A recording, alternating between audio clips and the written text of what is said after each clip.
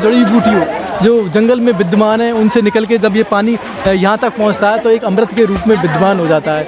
और जब लोग इसमें स्नान करते हैं तो निरोग महादेव मंदिर के प्रांगण में ये कुंड है वो स्थित है। कहते हैं कि मानता है कि यहाँ पर जो भी श्रद्धालु आता है और यहाँ जो स्नान करता है वो उसके सारे रोग मुक्त हो जाते हैं। हर अमावस की 14 के दिन यहाँ पर लक्खी मेला भरता है। करीब 1 लाख के करीब पर्यटक है वो यहाँ पर आते हैं अपनी धार्मिक आस्था और विश्वास के साथ और इस कुंड में स्नान करते हैं।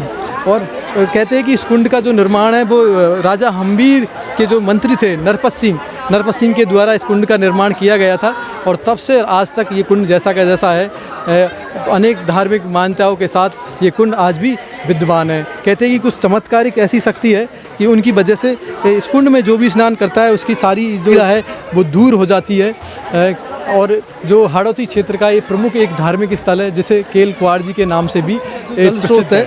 यानी कि जो साल भर में ये कुंड है कभी सूखता नहीं है, तो साल भर इसमें पानी रहता है। क्योंकि इसका जो निर्माण है कुछ इस शैली स्थापित कला की दृष्टि से इस तरह बनाया गया है, यानी कि पहाड़ों के मध्य में स्थित है। गर्मी हो बरसात हो अकाल पड़ो लेकिन इसमें पानी कभी नहीं सूखता है। क्योंकि जो इसका निर्माण है इस तरह किया गया है कि पहाड़ों से झर के जो नीचे पानी आता है इस कुंड में आता है और हमेशा इसमें विद्यमान रहता है। कुछ जल स्रोत भी है, आप देखोगे नीचे जो जल स्रोत है जो लगातार पानी का इसमें कंटिन्यू बहाव रहता है और इसी की वजह से इसमें विद्यमान रहता है। अगर साइंस की दृष्टि से अगर देखा जाए तो जो इसकी बनावट इसकी शैली कुछ इस तरह बनाई गई है इस कुंड की कि चारों तरफ पहाड़ों के मध्य स्थित है।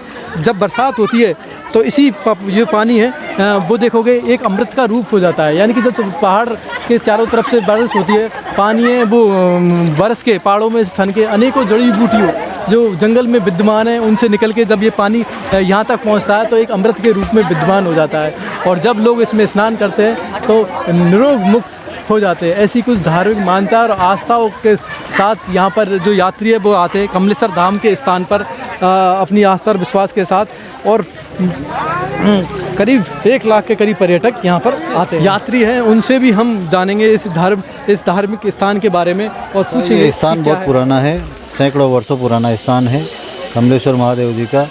और यहाँ ये मान्यता सत्य है कि यहाँ पर नहाने से जो है कई तरह के चर्म रोग और कई तरह की व्याधियाँ दूर हो जाती हैं। कुंड तो बहुत प्राचीन है। बाकी ये जो मंदिर है भगवान का कमलेश्वर महादेव का, इसके बारे में एक किंवदंती प्रचलित है कि पांडवों ने अपने अज्ञातवास के दौरान सिर्फ 1 रात में इस मंदिर का निर्माण किया था। अच्छा, इस मंदिर के निर्माण के साथ साथ ही इस कुंड का भी निर्माण हुआ है। कुंड का भी निर्माण उन्होंने किया। एक कुंड तो ये है, एक कुंड वहाँ प्रारंभ में जहाँ से रास्ता जहाँ से मंदिर का कहते हैं कि 3 कुंड है और ये जो नदियों का संगम है उसके स्थान पर है। हाँ, उसके स्थान पर है। बहुत पुराना प्राचीन मंदिर है। बहुत पुराना ये स्थान है कमलेश्वर महादेव का। पांडवों के समय से पांडवों ने इस मंदिर को बनाया था 1 रात के अंदर। यानी कुछ धार्मिक आस्था भी जुड़ी हुई है। पांडवों अज्ञातवास के दौरान पांडवों ने इस कुंड का और इस मंदिर कमलेश्वर महादेव जी का निर्माण कराया। और जो ये कुंड है वो रणथंभौर राष्ट्रीय उद्यान की परिधि क्षेत्र में आता है। क्योंकि जो सीमा है रणथंभौर राष्ट्रीय उद्यान की वो यहाँ तक है इस कुंड की। और उस कुंड और ये राष्ट्रीय महत्व का घोषित है क्योंकि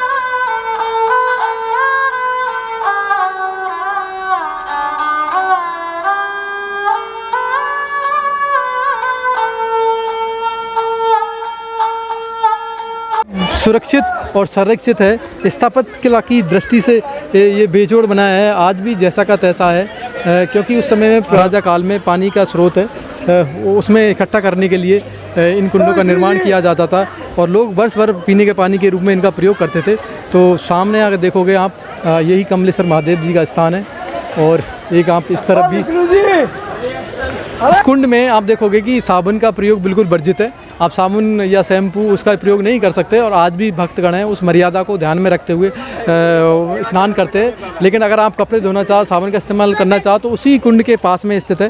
पीछे जो नाले टाइप में निकल रहा है और वहाँ आप कपड़े धो सकते हो साबुन। यानी कि एक तरह से शुद्धता का विशेष ध्यान रखा गया है कुंड के निर्माण में भी और उसके पालन में भी। यात्री उसका पूरा पालन करते हैं। जी, आप यहीं के यात्री हो? जी, ये लेडीज चेंजिंग रूम है अच्छा, वो सामने है लेडीज चेंजिंग रूम। तो ये अब नया बना है या पुराना ही है? ये नए बने हैं, अच्छा, ये नए बने हैं। एक ही इधर वाला है। अच्छा, एक इधर वाला। और लेकिन ये जो स्रोत पानी का दिया है कुंड से, ये प्राचीन समय से ही है। जी। अच्छा, तो यहाँ के नहाने साबुन का इस्तेमाल कर सकते हैं, कपड़े हाँ, धो इसमें सकते हैं। साबुन यूज कर सकते हो। और कुंड में? कुंड में यूज नहीं होता है साबुन। अच्छा, कहते हैं कि पीने के पानी के रूप में भी इस्तेमाल करते थे। हाँ, जल ले जाने के लिए घर पे भी काम आता है। अच्छा, यानी बोतलों में भर के? बोतलों भर के ले जाओ, खेतों में छिड़काव करो, घर पे बच्चों को नहलाओ। अच्छा, अगर आप इस कुंड का इतना पवित्र माना गया है कि अगर आप खेतों में भी छिड़काव करें, अपनी फसल में भी छिड़काव करें, तो रोग कीटाणुओं से दूर रहती है, फसल है उसकी पैदावार अच्छी होती है। कुछ ऐसी ही धार्मिक मान्यता है इस जल कुंड की और भगवान कमलेश्वर धाम की, जिसे केलकुआर जी के नाम से जाना जाता है। और किस तरह देखो, जो यात्री है वो नहाने का आनंद लेते हुए, माताएं, बहनें हैं, बच्चे हैं, युवा हैं, सभी नहाने का आनंद ले रहे हैं, कुछ आस्था और धार्मिक विश्वास के साथ कि हम अपनी पीड़ा है वो से छुटकारा मिले, रोगों से मुक्ति मिले। और उसी पीड़ा रोगों से छुटकारा पाने के लिए ये लोग बड़ी बड़ी दूर से यहाँ पर आते हैं, भगवान से अर्चना करते हैं कमलेश्वर धाम में आकर कि हमें रोगों से मुक्त करे, जो सारे कष्ट है वो भगवान तुम हर लो और हमें रोग मुक्त करो। तो ऐसी ही कुछ धार्मिक मान्यता है इस जल कुंड की।